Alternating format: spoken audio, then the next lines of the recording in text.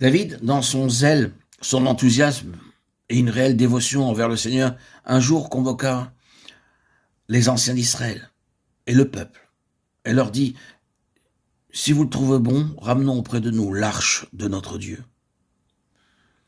Oui, cela semble tout à fait bon, nous le reconnaissons, acquiesça le peuple. C'est une bonne œuvre, et nous sommes tout à fait certains que cela plaira au Seigneur.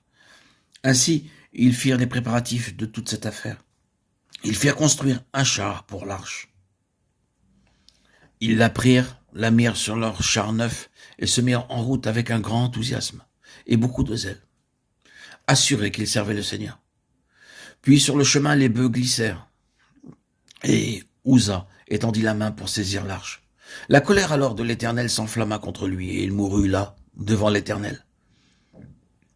Ce jour-là, David fut affligé par le Seigneur, et il dit: comment ferai-je entrer chez moi l'arche de Dieu?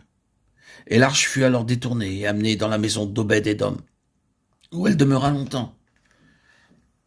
Puis le chapitre suivant s'ouvre sur une réalité entièrement nouvelle. David appelle les Lévites à se sanctifier et leur dit: l'arche de Dieu doit être portée que par les Lévites, car l'Éternel les a choisis pour porter l'arche de Dieu. Plus loin dans le chapitre, on dit que David dit: parce que vous, les Lévites, n'y étiez pas là la première fois, l'Éternel, notre Dieu, nous a frappés, car nous ne l'avons pas cherché selon la loi. Ainsi donc, que représentent les Lévites? Exactement l'opposé de ce que représente Uza. Que fait Uza? Eh bien, Uza est l'un des gardiens d'un joli petit programme d'œuvres pour le Seigneur. Le premier point est le suivant. Nous aurons une conférence et nous discuterons sur la façon de réaliser cette belle chose pour le Seigneur. Nous avons notre char, notre joli brin d'ingéniosité mécanique. Nous allons travailler pour le Seigneur. Mais à peine se sont-ils embarqués dans le projet envisagé que la mort fait irruption. La mort dans quelque chose qui a été exécuté avec le meilleur des mobiles et le plus grand enthousiasme pour le Seigneur. La fin de cette chose est la mort. Elle porte toutes les marques de sa nature.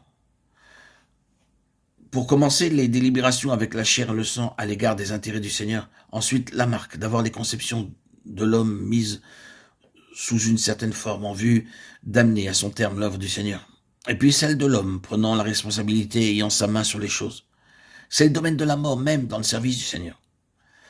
Les Lévites se présentèrent exactement comme en opposition à tout cela. Ils portèrent l'arche sur leur épaule et non pas sur un char.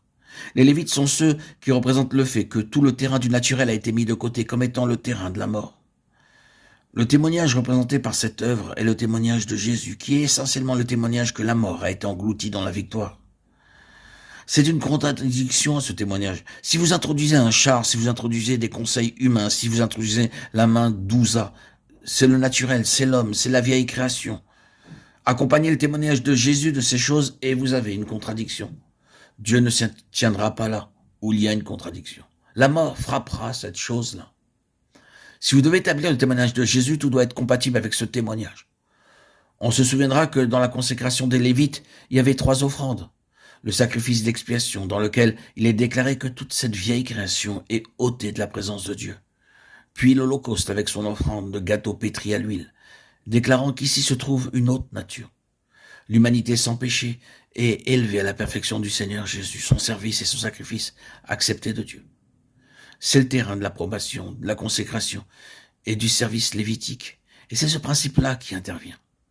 C'est ce que le Seigneur Jésus représente, qui est le terrain du service, non pas notre belle façon de conseiller et nos conférences à l'égard de la manière de faire l'œuvre du Seigneur, non pas nos ingéniosités en faveur des intérêts du Seigneur.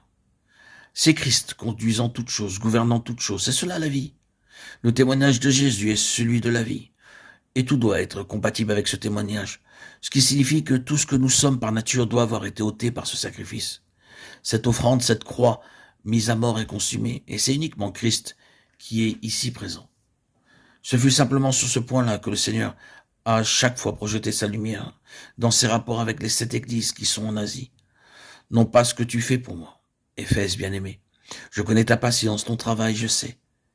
Mais la question n'est pas ce que tu fais pour moi, mais même dans ton enthousiasme, ta dévotion, tes travaux patients, la question est de savoir, moi-même, dans la puissance de ma vie de résurrection, je suis transcendant au milieu de vous. Si dans le royaume de Satan, l'effet du témoignage est ressenti, le témoignage que je l'ai défait, que j'ai détruit son pouvoir dans la mort, c'est la chose qui importe.